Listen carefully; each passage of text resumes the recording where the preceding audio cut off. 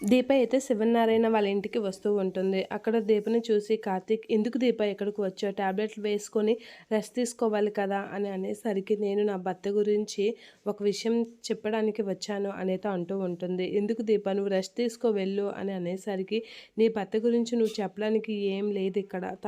తను సాయం పొందినందుకు పరిహారంగా అగ్రిమెంట్ మీద సంతకం పెట్టాడు.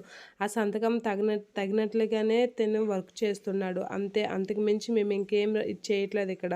అన్నీ ఒప్పుకునే తను సంతకం పెట్టాడు" అని శివనారాయణ అంటూ ఉంటాడు. ఆ మాటలకి దీప అయితే అలా చూస్తూ ఉంటుంది.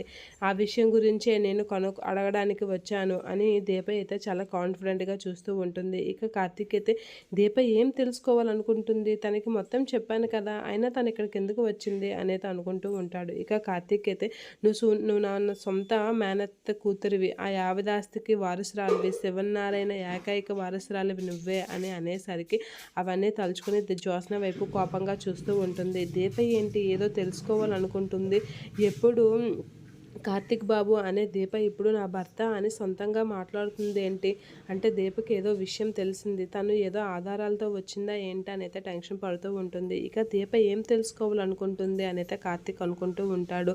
ఇక దీప వైపు అయితే దశరథ అలా చూస్తూ ఉంటాడు. ఇక సుమిత్ర వీళ్ళందరూ అయితే, వీల్లేదు, తిని ఇక్కడ మాట్లాడడానికి వీల్లేదు అని అనేసరికి, తను మనకు తెలిసిన దీపలా రాలేదు, కార్తీక్కి భార్యలా వచ్చింది, తన భర్త గురించి తెలుసుకోవాల్సిన ఒక భార్యలా వచ్చింది, కాబట్టి తను ఏం మాట్లాడాలనుకుంటుందో ఫస్ట్ మాట్లాడనివ్వండి అనేది అంటూ ఉంటాడు. ఆ మాటలకి దీప అయితే అలా చూస్తూ ఉంటుంది. కార్తీక్ అయితే షాక్ అవుతూ ఉంటాడు, దీప ఏం అడుగుతుందో అని.